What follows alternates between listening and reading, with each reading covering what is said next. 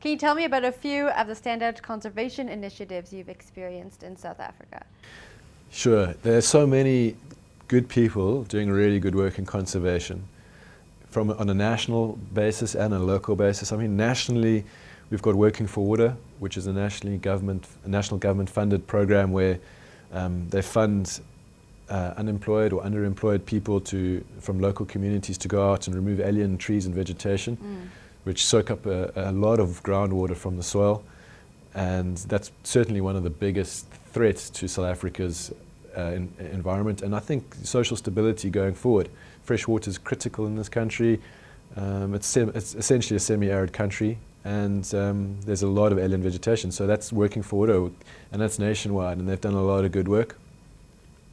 And then on a local basis, you've got places like Swaziland, where there are a few rangers who are working really hard to conserve rhino, to anti-poaching work at Glani National Park in Swaziland and Kaya Game Reserve. They've done exceptionally good work to stop rhino poaching. Lots of lessons there for South Africa and Kruger National Park. And then, sure, you know, there's a program like the Cape Leopard Trust in the Cederberg Mountains. It's been going for over a decade now. And they've done enormous amounts of work with local farmers there to educate them about the value of leopards in ecosystems and why they actually contribute to ecosystems and are useful to farmers to conserve.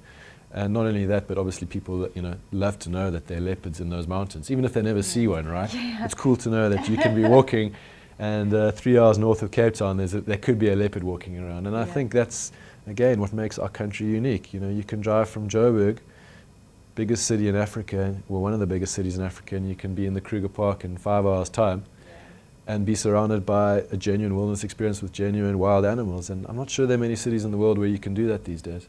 Okay, well, you've obviously been to a lot of places. Have you ever been to a park or an area and then revisited it sometime later and noticed a dramatic change that set alarm bells off for you?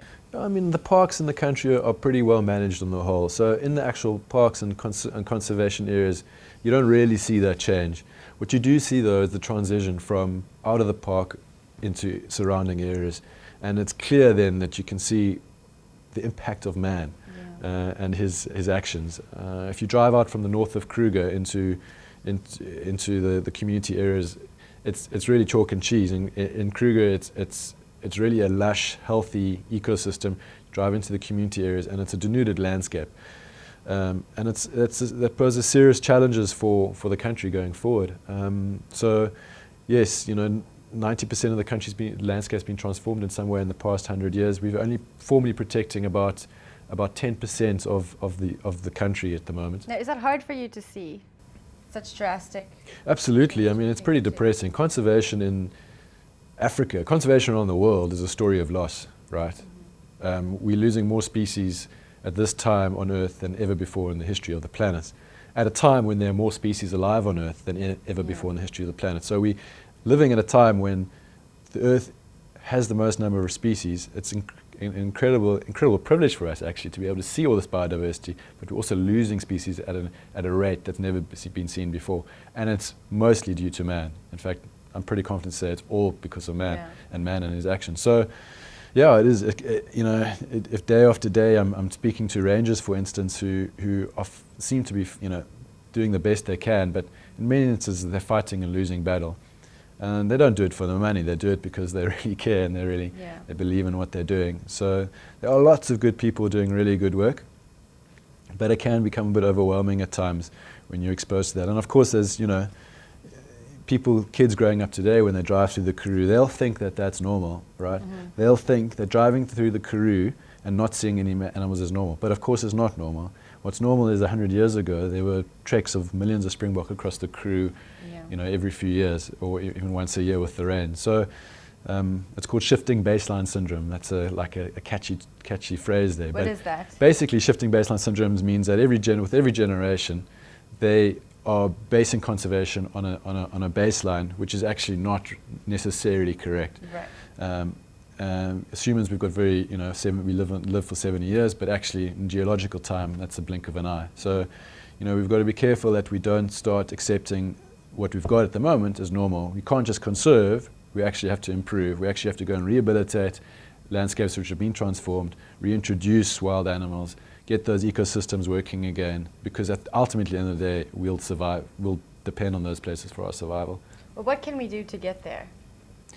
Of course, the national government has to be very involved. NGOs have to be very involved. But I think there has to be a mind shift and almost a spiritual shift in the way people live their lives. And it starts with every person. When you go buy something from the shop, buy something local that doesn't have to be transported from overseas. If you're buying food, don't buy avocados from Spain. Buy them locally because the carbon footprint's lower. If you don't buy plastic bottles, right? Mm-hmm. San Francisco was the first city recently to ban plastic bottles.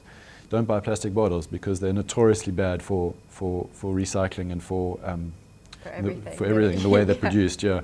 So I think everyone can make a difference in their purchasing habits, but also just in terms of if you're planting something in your garden, plant something that's local. Don't plant an indigenous tree, or don't plant a yellowwood tree, or plant fynbos. If you're living in Cape Town. If you're living in Joburg, plant something natural, and you can start a little ecosystem in your own garden where birds can come and bees can hive and things like that.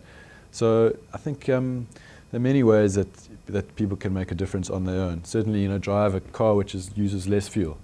Yeah. Take the train if you can. Don't drive. Things like that.